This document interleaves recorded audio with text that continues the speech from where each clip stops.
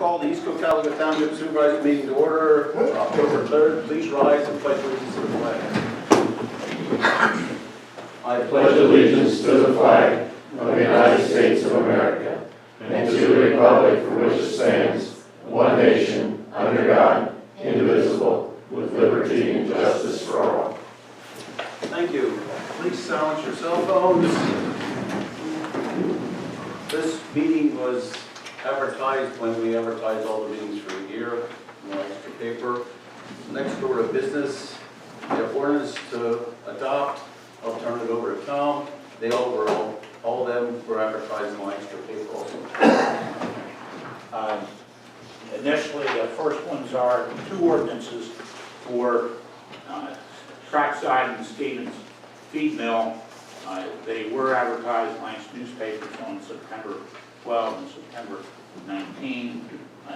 As far as the zoning map change, the zoning officer sent notice to the property owner, and also the property was posted. And they are represented this morning by Dwight Yoder of Gilbert, Crable, and Hess, and I'll turn the proceedings over to Mr. Yoder. All right, thank you, Mr. Goodman. Good morning, members of the board. As you know, my name is Dwight Yoder. I'm attorney at Gilbert, Crable, and Hess. Vince Yant is here, and Delvin Martin. Vince owns the property there where Vertex Mechanical is. I know everybody's familiar. And Stevens Feed Mill is right next door across the railroad tracks. I know the board's familiar with the proposal, but I'm going to just try and hit the highlights, and then if there's questions, happy to entertain any of those, and of course, then there's an opportunity for public comment. So these two properties are pre-existing properties that were developed for commercial and industrial uses way before any of our times. They've been there. Vince's property has a large four-store building, has some additional outbuildings. It's been used for some motor vehicle things in the past. Right now he has his contractor shop there. Stevens Feed Mill, we all know that's been there a long time. And as is not untypical, through the years when townships rezone properties and change their ordinances and maps, some of these properties kind of get caught in the mix. And what happened here is, again, something you see all throughout the county, which is these pre-existing properties get zoned to residential, even though everybody, even at the time of the new zoning map, realized, well, these are not residential properties. And that kind of presents a lot of challenges for the property owners, because now you're under a zoning district and requirements that require residential uses, residential area bulk requirements, and none of that makes sense. So you get into this situation, if there needs to be any change, any expansion, any new type of use, you're in this residential zone. What do you have to do? Well, you have to go to the zoning hearing board to get variances. Well, the law for variances are very difficult to receive. So you put the property owners in these positions where they have these existing properties. They want to use them, they want to develop them, but they really can't do anything with them other than what's already there. So there's really two parts of the proposal that is before the board. The first is a zoning map amendment. And really what that is let's change these properties from a residential zone to a light industrial zone to reflect how they've always been developed and how they've always been used, to kind of eliminate this conflict between how they're zoned and how they've been developed. The good news is, since this board has extended the light industrial zone for some neighboring properties, this is just a natural extension of what has already been done. So not only does it make sense from how the properties have been developed and used, from a broader standpoint, it makes sense from a land use perspective. One of the things that, and the board probably is aware, on the Stevens Feed Mill track, it's a track that kind of is deep. And when we initially submitted the petition, the proposal was to rezone the entire property to light industrial. As we went through the process, we got feedback. I think Brent had pointed this out early on and talked to Delvin. We realized that it made more sense to leave, I think it's kind of the south side of that property, R1. Because in order to get to that section, there's floodplain in between, and they need to come off I think it would be Wabash Road or from that side, which is more of a residential side. So the proposal was modified, so really the Stevens feed mill portion is just going to be essentially half, and I think you know kind of where that line is. I think that's an improvement. I think that makes sense, and long-term was a good change. The second piece of this is a text amendment, and this is something that I know the county has been pushing, and I think the township here has been pushing, which is how do you give property owners with existing, what we call non-conforming structures, the ability to use those structures productively, to increase the township's tax base, to get old buildings improved, to encourage landowners to invest in properties that are otherwise just sitting there and deteriorating because frankly, they're big, old, outdated buildings. And I think Vince's property is a perfect example. We have this 4-story building beside railroad tracks that, you know, honestly, it's a great possibility if we can encourage the landowner to do that with the right kind of text amendments and zoning changes to encourage that. So basically what it is to encourage the adaptive reuse of buildings that are there on the books. So we're not opening up new land for development, we're not opening up, you know, other areas that previously weren't used that way. It's really to say, hey, we have some buildings here and some properties that have been used in a certain way, and we want to figure out how we can encourage the property owners to use those. So, for example, I was mentioning about the requirements of a residential zone.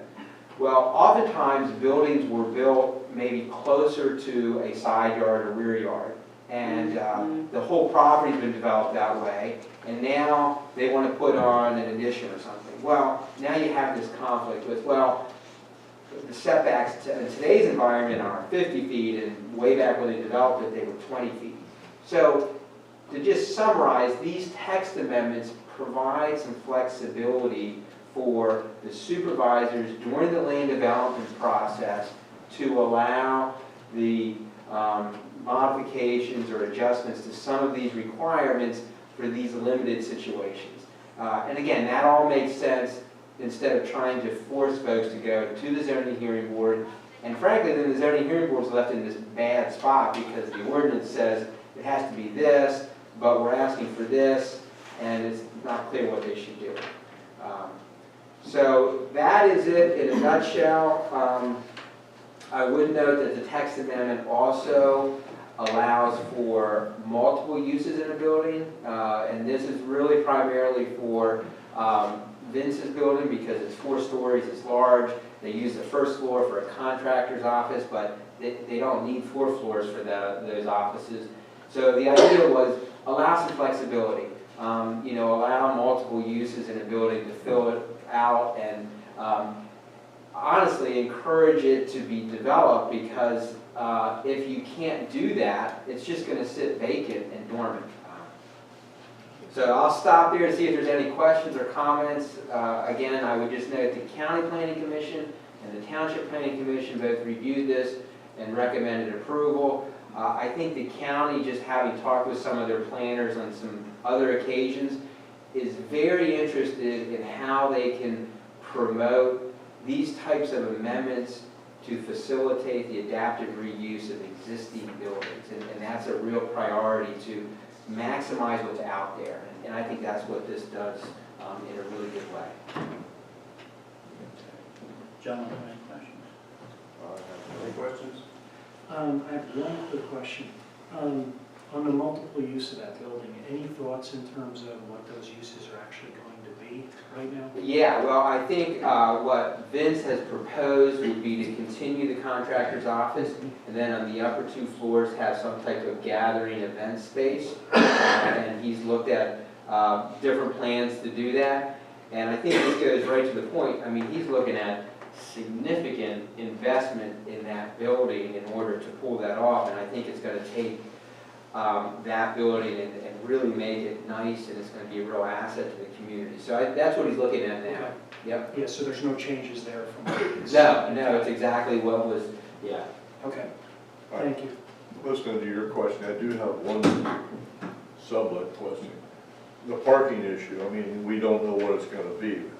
Is there, and it's a hypothetical one, but I don't know how much land there is there to create more parking Yeah. spaces if you put more offices or Right. gathering events or something like that in there. That would be my, Yeah, that's a great question. So the text amendment and the zoning map amendments don't change the parking requirements. okay. So whatever uses you would put in there, you would still need to meet the standards for the parking. And our initial analysis shows that there's enough spaces there to support both. The nice thing about those uses is they complement, because the use of any type of offices is typically during the day, weekdays, versus any type of gathering, community, special events, usually evenings, primarily on weekends. Fair enough, thank you. Good question. Thank you. All right, thank you. Is there anyone in attendance that has any questions of Mr. Yoder or this proposal? Yes, sir. Ralph Buckles, is this area part of the LERTA business program? I don't know if I can answer that question. That's a good question. I mean, I know it's within the urban growth boundary, it's served by public utilities. That was as much a question for you as for the supervisor. Oh, okay. Right now, Go ahead, Paul. Can you answer? Right now, it's zoned residential, so the answer is, right now it is not. Okay, Okay, once it becomes light industrial, it's capable of being part of that, but they have to apply for it and so on and so forth. So, it's a possibility, but I don't know whether they'll utilize that or not. that was a subtle hint to the owner. Okay. I wrote that down, thank you. Anyone else?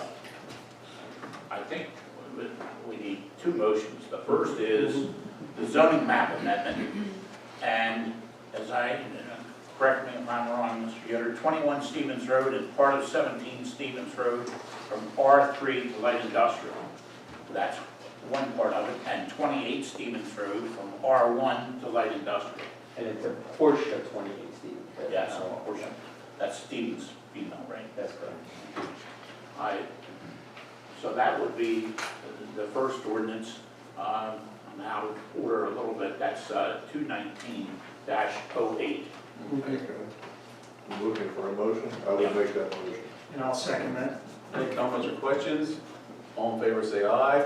Aye. Opposed, no. Motion carried. Thank you.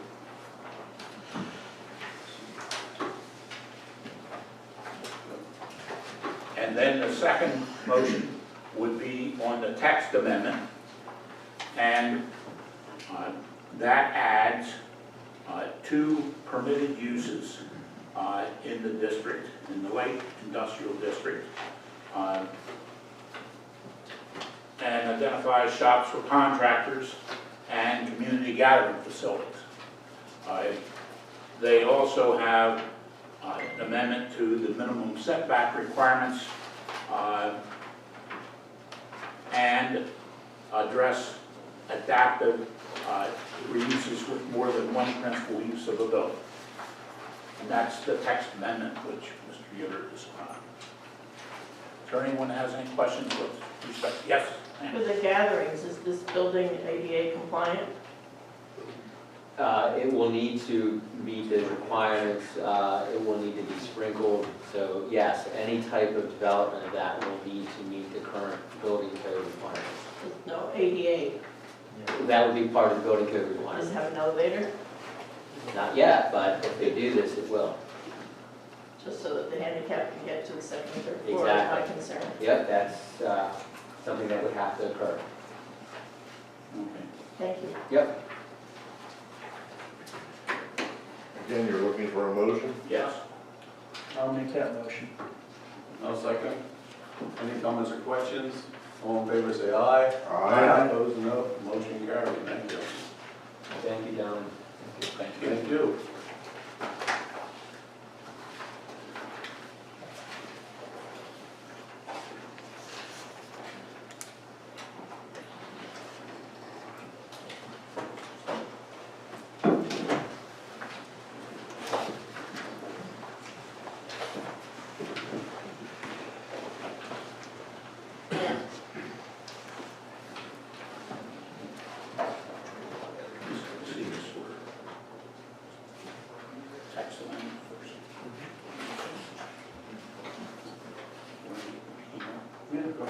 Okay, the next ordinance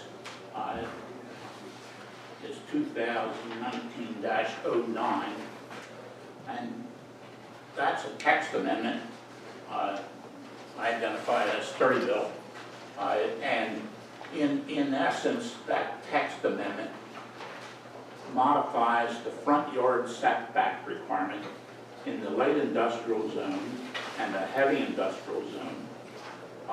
And currently, it's 50 feet. The text amendment would allow it to be 40 feet, except when adjoining lands are directly opposite a residential zone, in which case it remains 50 feet. So it's a pretty elementary amendment to the ordinance, basically reducing the front yard from 50 to 40. In the LI district and the heavy industrial district, we've also advertised this ordinance in the last newspaper and have received proof of publications to that effect. Do you gentlemen have any questions with respect to that text amendment? Is there anyone in attendance that has any questions with respect to the text amendment?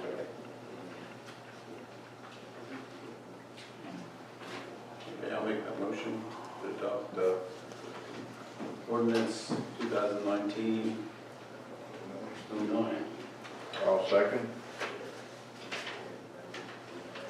All in favor, say aye. Aye. Opposed, no. Motion carried. Thank you.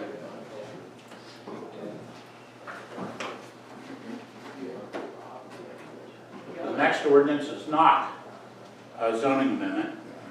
It's an ordinance vacating a portion of Stone Hill Road. And in essence, the area to be vacated is 10 feet in width by 500 feet in length. And that's east of its intersection with South Muddy Creek Road. And the 10 by 500 foot section is located on the south side of Stone Hill Road. When they put in 222, I understand that they had a very wide right-of-way for Stone Hill Road. And so basically, this is vacating the 10-foot south side of that road, which is not used as cartway. And that thereby allows the further development of that property. Gentlemen, I have no question. No questions. I don't know.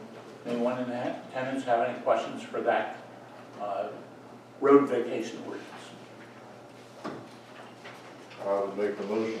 No, second. Any comments or questions? All in favor, say aye. Aye. Opposed, no. Motion carried. Thank you.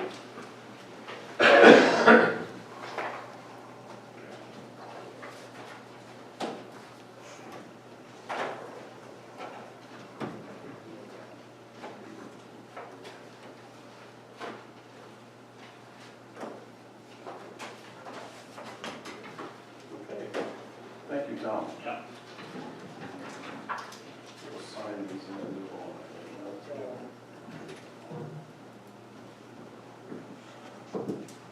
We'll sign it. What's your name? Yeah, it's Tom's little name. He wants to take them along, right? Yeah. Yeah, I think he wants to take a long, we've got time. Lisa, you'll keep one for one of each ordinance for the township.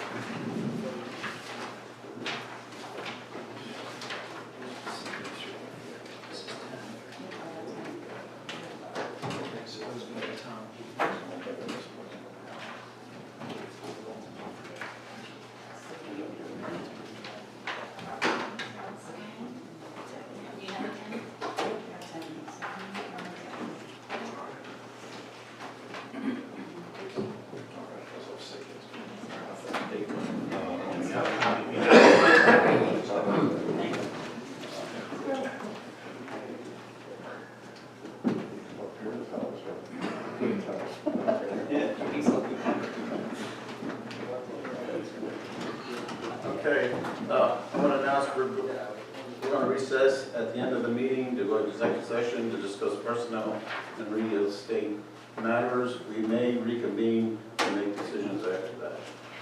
Okay, we continue with Tuesday, September 19th, Board of Supervisor minutes, adoption of them. Any additions or corrections to those minutes? Make a motion the minutes be accepted as presented. And I'll second that motion. Any comments or questions? All in favor, say aye. Aye. Opposed, no. Motion carried. Thank you. Chief, Police Department. Morning. Morning. My regular reports at the next meeting, and there's really no updates or anything else for that matter that I would have today. Questions, I'd be happy to answer. I'm sure you're aware, but you know that the Effort Police Department went through their request for the shooting range in Adamstown. So I received a letter, well, the letter was on the Adamstown website, so that's how we got it. Thank you. Zoning Officer. Yes, good morning, everybody. As the chief said, I do have a full report for the next meeting, as he does. But there's just one item I want to bring to the supervisor's attention, without getting into too much detail. We did have an oil spill in one of our creeks here in the township on Monday. Ms. Believe and myself were out doing site inspections at various projects in the township, and we smelled the odor of diesel fuel. Just trying to locate where it was.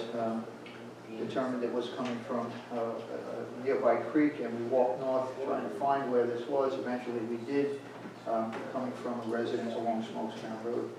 Evidently a fuel oil tank fell over, filled up the basement. The basement sump pump was pumping it out. It's an older structure, and unfortunately the sump pump discharge was piped directly to a township roadside inlet. That inlet crosses the road to another inlet, and that second inlet daylights out to the creek.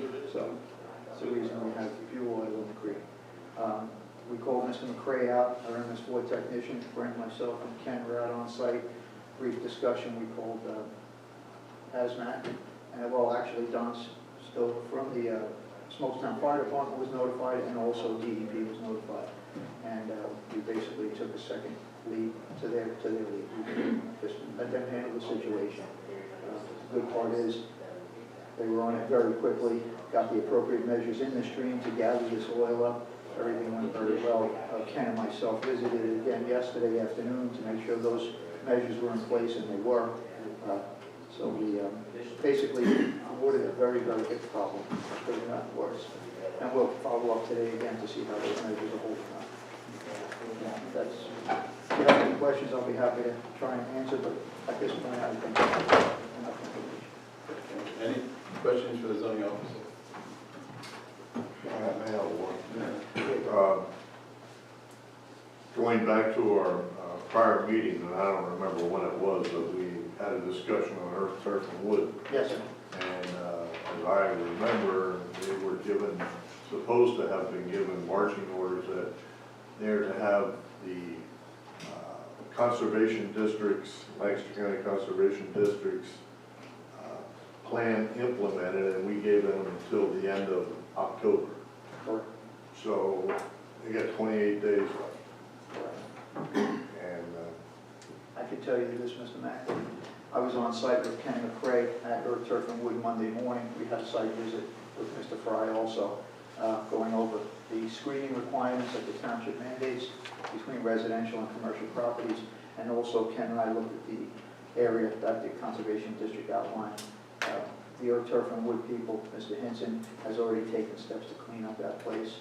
and be compliant with Conservation District requirements. We're going to continue to follow up. What we did do was help him place the trees for screening so that they were compliant with the ordinance and help in that discussion, so that he wasn't putting them in one place which was incorrect and have to change it. So he's already in the process of, based on his comments, this coming week they'll be installing all those measures. Thank you. Thank you. Not a problem. It's on my radar. Thank you, I appreciate the heads up. Yes. June came back, you had said at the last meeting that we got 2 offers on the property next to Dentec. Any news on that? I can't give you any news on Okay. that, possibly the supervisor or the manager, but I have no other information. Okay. Executive session. That's That's exact- what it was. Okay. That's part of the executive session Okay, later. thank you. Any more questions of Tony? Thank you, Tony. Yep, thank you. Roadmaster, Chris. Morning. Morning. Morning. We finished up the second patch in Heather Woods. Roughly, we did about 700 square yards of patching so far. There's one little spot that has a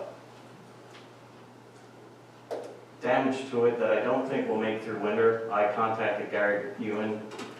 I don't think I have enough time to do full depth repairs there. I asked Gary if he'd be willing to let me just mill the top off and put new blacktop down to get through winter. He's all in favor of doing that, so that's the last patch in Heatherwood we'll probably do for the year. I did get a call from Dave Lutz, which I sent an email out to everyone. The residents in Heatherwood are complaining that the bus is not using Heatherwood's Drive.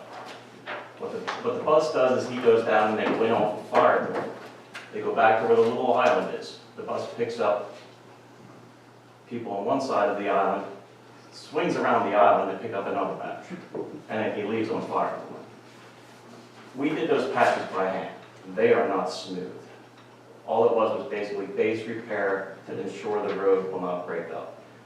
Of course, when the development is finished, Burks is going to repave the whole thing. At that point, I don't care where the bus goes in. But I would not recommend to you guys to let a bus use that road. If people want to drive on it, they can drive on it.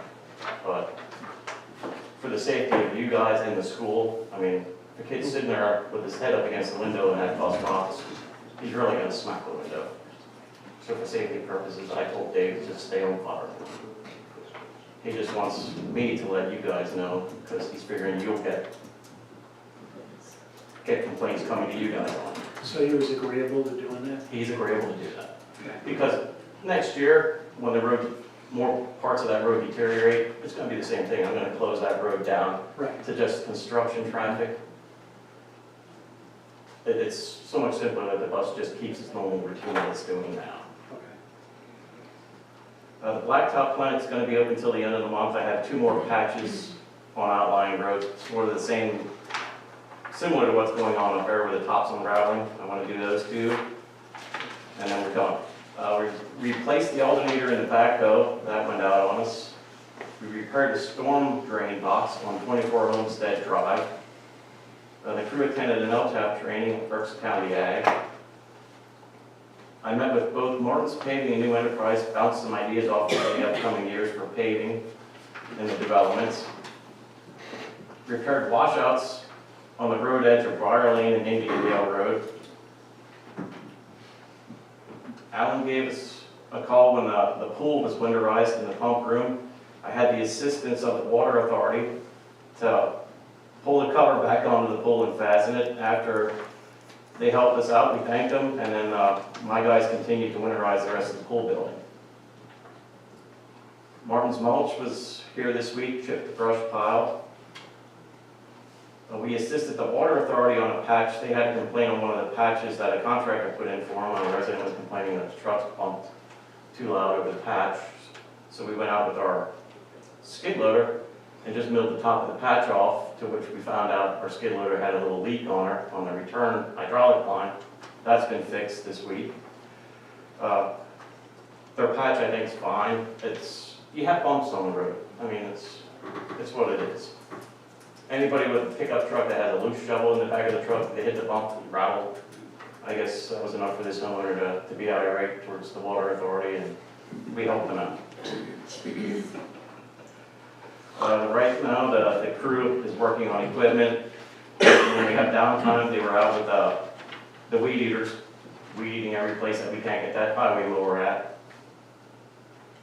The highway mower's on its third pass. I have basically this month to rent the boom mower. It looks like the boom mower if we're in the brush rows is booked for the rest of the season. This is the only month that they have available, so I'm gonna try and squeeze that in towards the end of this month. We had the pipe along 897 and Homestead Drive where we had the emergency permitting. We finished our work there. We're all wrapped up, we're out of there, and that's all I have for you. Okay, anybody have any questions of Chris? Thank you, Chris. Okay, moving on, authorized list of bills. Doug? Okay.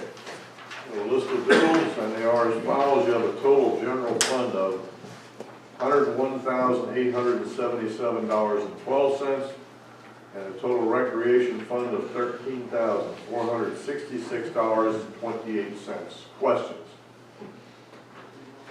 Want to make a motion that the bill be paid as presented? I'll second.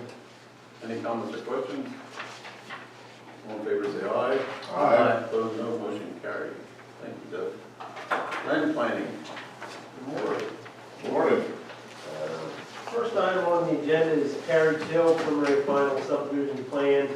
As you're aware, that plan was submitted. We had initiated review and are coordinating with the applicant's consultant to identify items to be addressed and proceed through permitting.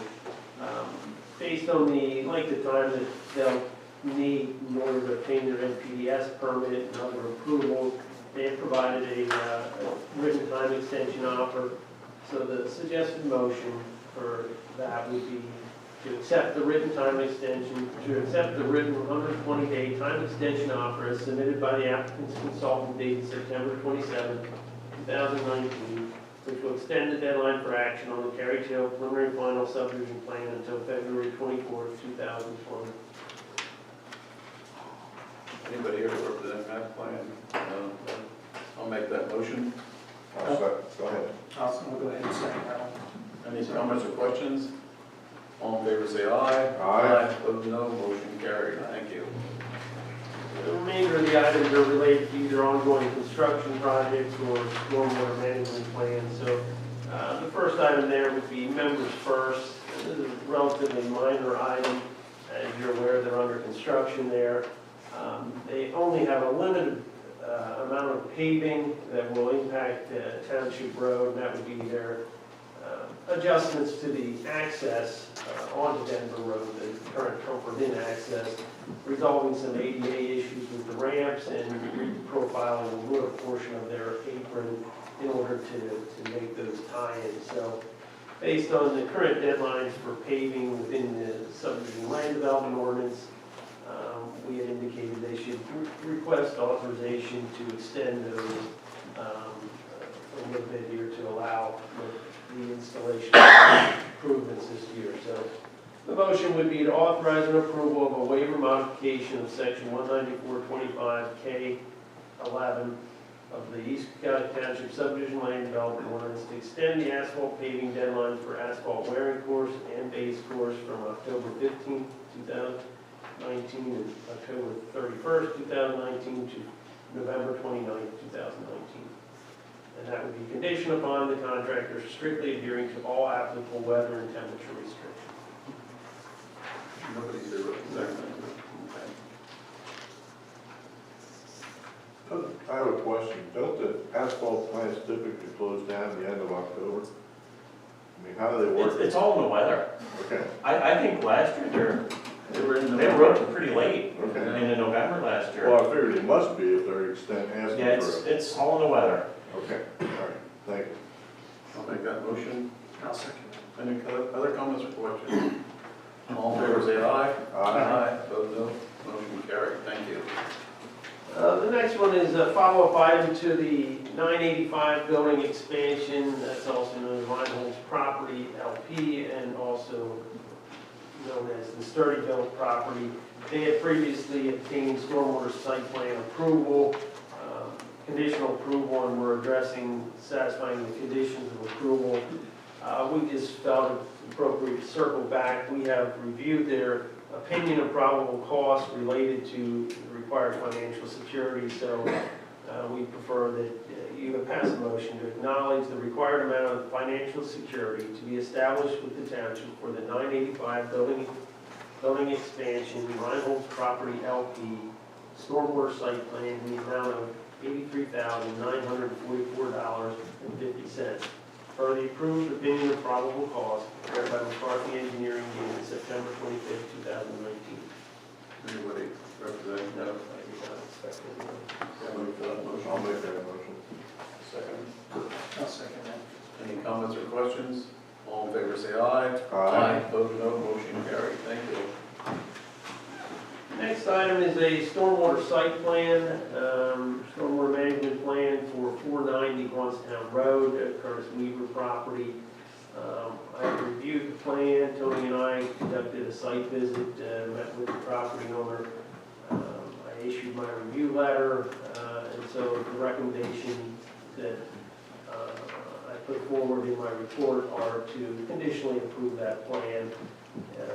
It's an existing property, proposed barn or accessory barn, small 478 square foot dwelling addition and some other minor improvements. It does also include the removal of an existing barn. So if there aren't any further questions, the motion would be to, the first motion would be to approve a waiver modification of section 185-14B4 of the Stormwater Management or Disturbance Ordinance related to requirement to locate and depict existing features located within 200 feet of the subject property. Anybody here representing that? I do not expect so. Okay. I'll make that motion. I'll second that. Any comments or questions? All in favor say aye. Aye. Opposed, no. Motion carried. Thank you.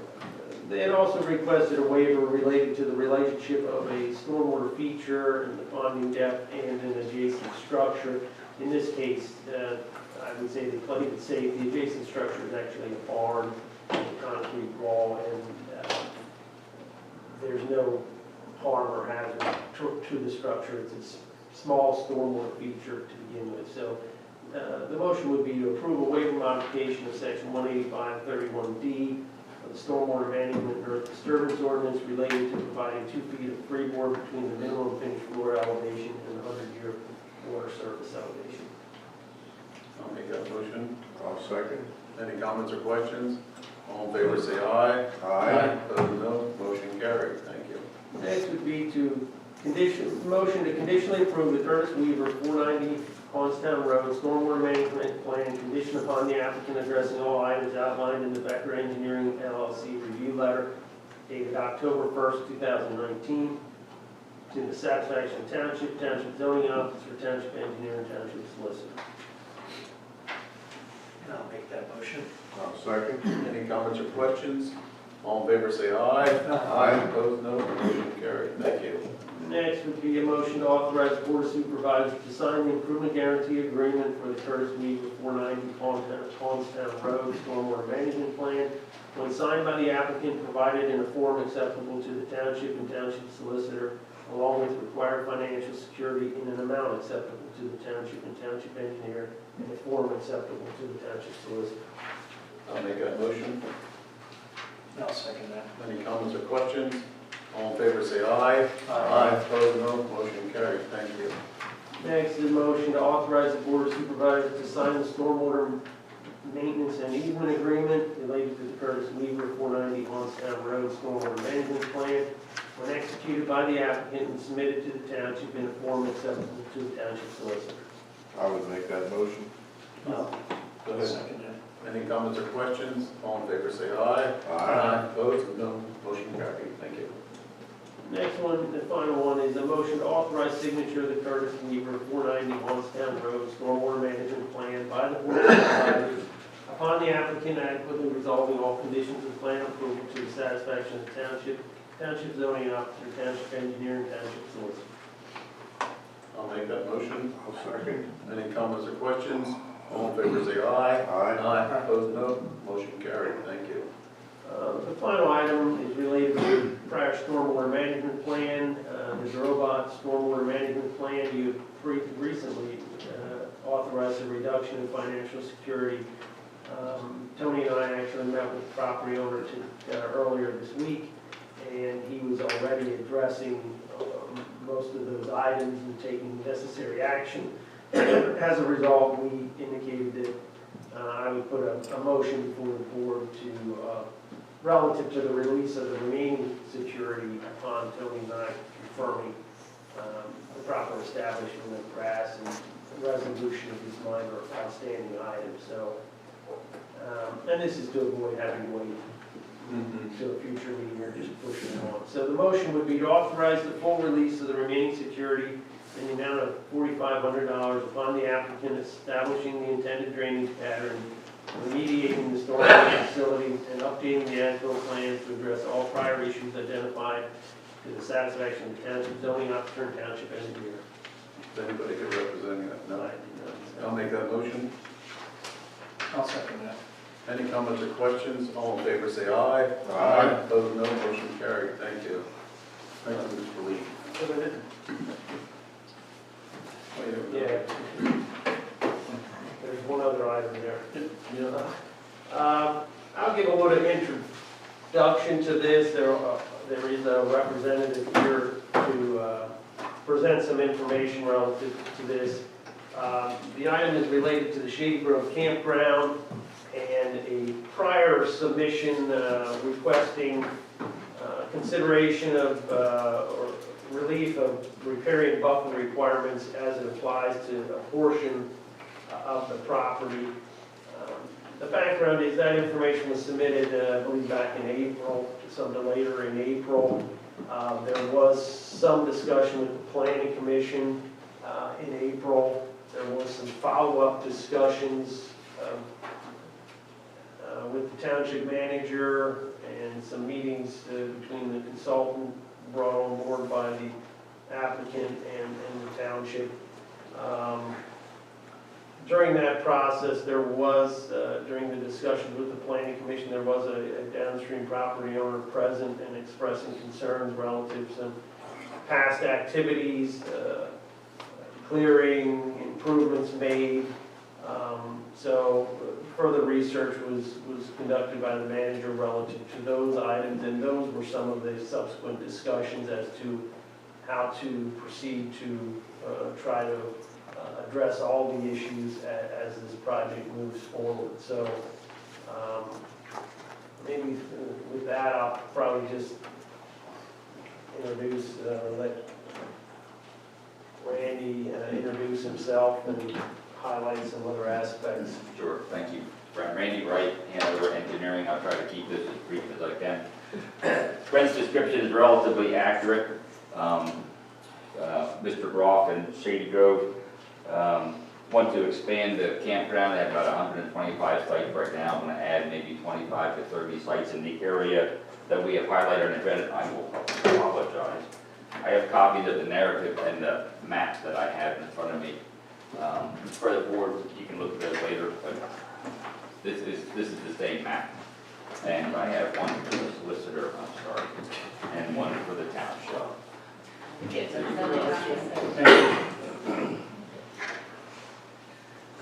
So just to recap, everything on the east side of the property is currently developed. That's where the existing campground is. You can see the red is where the proposed expansion area is. There's several things that need to happen. We're in the residential zone, just like the attorney was speaking just said. Here's an active campground. They got zoned residential, so immediately existing nonconformity. We have to go to the zoning hearing board to expand that nonconformity. That's a zoning issue. But the first zoning issue that we want to tackle is riparian buffer. Your riparian buffer map in your zoning ordinance it's a very, I'll call it a stream, the ordinance calls it a stream, comes through, in essence, the middle of the campground. That is on the map a riparian buffer, which means 75 foot on each side, no improvement, vegetation, etc. This is the upper end of this buffer. It does not continue further upstream. It's one small finger that comes up into the campground. You can see that it pretty much, divides the property in half. So while we know we have zoning hearing board, we know we have some stormwater plans to work on later, Mr. Groff, we have to get this answered first. If the township feels that that riparian buffer has to remain and cannot be revised or changed, then his expansion plan in his mind stops right there. So we were directed by, I guess, the previous manager to talk to the planning commission. We've talked to them twice. It comes down to, and I'm glad Tom is sitting here, comes down to how the procedure. Procedurally, how do we change, it's not the zoning map, it's an exhibit in the zoning ordinance. Is that a text amendment? We've heard that term today. Is it treated like a zoning ordinance change? Is it an administrative thing that the township can do? And what does the board want to do with this request? You formally, if you want your planning commission to comment on it, they seem to want this board to formally hand it to them and ask for comment. At the last planning commission meeting, there was some talk of MS4 and some environmental input from the township consultant. If the board wants that, I guess we would ask that they specifically direct that staff person to conduct his study or look at it. So there's a few direction and procedural things that we want to clarify so we all have a good idea, not to increase Brent, sorry, my back. So we procedurally know exactly what path we're going here to answer the riparian buffer question. I think that's fairly good. First of all, I think Hearing board. What's that? I think it needs to go to the zoning hearing board. Boy, that approach would be then asking for a variance. That's true. And instead of a text amendment, that takes it completely out of the hands of the supervisors and puts it in the hands of the zoning hearing board. I, for one supervisor, do not want to fool with a riparian buffer. If I make an exception for you, I'm going to be inundated by everybody in this township to make more exceptions. My question is, and you stated it, this is it's been there forever, which means that riparian buffer's been there forever. And now the property owner wants us to circumvent a rule that's been in existence forever. My question is, you probably bought this property with the idea of adding on to it at some point in time. And that stream has been there forever. To me, I would have investigated that way back before I even bought it. Can I change this or can't I? Because I have one of three people I'm not in favor of changing this because I know what's going to happen down the road. And I'm not willing to put this board or any future board in a position of having to be the referee. It's a rule that's been applied for years and years and years. And in some cases it's fair, in some cases it's not fair, but it's a rule. You can't make every rule suit every situation as I see it. It's impossible. So I'm just telling you right up front, I'm not in favor of changing the riparian buffer. That is what it is. I had my say. The only thing I will say in response is, yes, the stream has been there forever.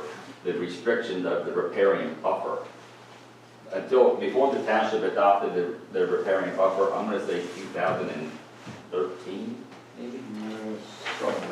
Somewhere around here. That was always a stream regulated by DEP and the state. So whatever restrictions they had applied. But it was in 2013 that this blue area on there got applied to this property by the township. And this is larger, we believe, than probably what the regulations might have been from the state. Well, and to, I'm not going to argue with you, but two things that come to mind. You admit that FEMA is constantly changing floodplain maps. What used to be a 100-year floodplain is now a 500-year floodplain. They keep widening things up. The other thing that this could affect is the MS4. That was I mean, mentioned with the the riparian buffer's put in there for a particular purpose, to protect that land that is near a stream, so we don't get erosion into the stream, because our MS4 technician put on a very nice show the last time, I use the word show, but a presentation about what it costs to get all the sediment out of these streams, and what we're all gonna have to pay. Anybody in this room that lives in East Cocalico Township, and it actually doesn't matter where you live, if you're in the Susquehanna River Basin, you're gonna have to pay to get rid of that sediment. And why would I, sitting in a supervisor's position, say, okay, go ahead and build right up to the edge of the stream. Forget that, don't worry about all the stuff that's running in, we're gonna pay for it anyhow. I don't wanna do that. Understood. I guess my question is, you're referencing that as a stream. Is that actually a stream? On the USGS map, it is not shown as one of their, should I say, blue lines, one of their famous blue lines. We've estimated about 10 acres of drainage that comes through there, that of the upstream area. So the USGS map does not reference it as a stream? That's correct. And that's in the packet. Right. Exhibit is in your So then how was it referenced as a stream? Well, it's shown as a riparian buffer on. Right, so no, the township I'm just map. asking the question in general, even to Brent, in terms of, it's got to use a base reference, right? And the base reference they normally use is the USGS map. My understanding, and maybe just to correct something, I think the riparian buffer zone came in when, 2003 or 5 or something. So that's when the ordinance originally established it, so it's quite a bit. Correct, yes. And the mapping was prepared by Roth Plan, and I think it was the basis of the mapping was county GIS information. So county GIS has a stream layer or a tributary layer. And that was the layer that was utilized by the developer of the map at that point in time and referenced as the basis for establishing riparian buffer. So that was the baseline. The baseline was the county GIS system, stream identification, and there is deviations, or there are deviations between USGS map and that. And there's other, I mean, there's all kinds of different references to stream. There's the NH, I think it's the NHD set, which is larger streams, and then FEMA only evaluates streams for floodplains of a square mile or below. So to answer your question, the township, my understanding, the township zoning map was established based on county GIS information. Correct.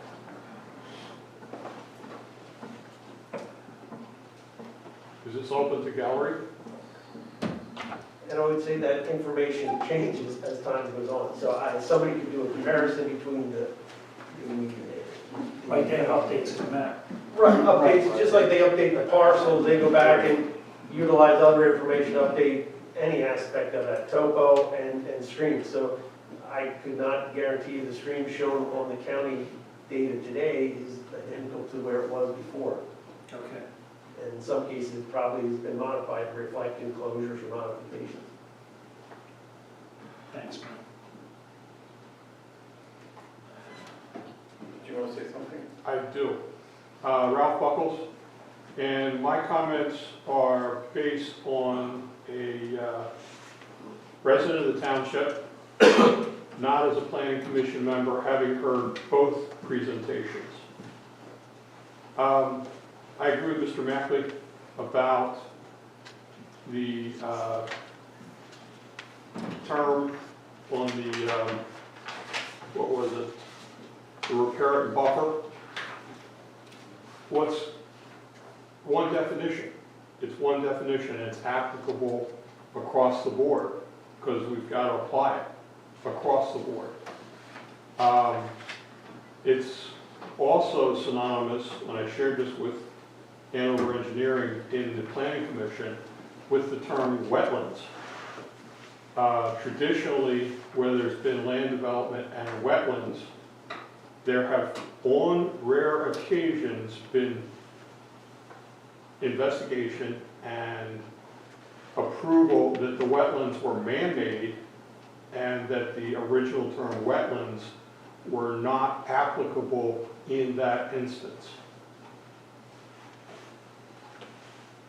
I don't know if it's appropriate or scientifically possible to say in the field if that was a riparian buffer that was encroached on, if it's a riparian buffer now, or if in a field verification, it is like the wetlands to say, somebody got the line wrong on the map, and it really needs to start down gradient of where the campground property is, i.e.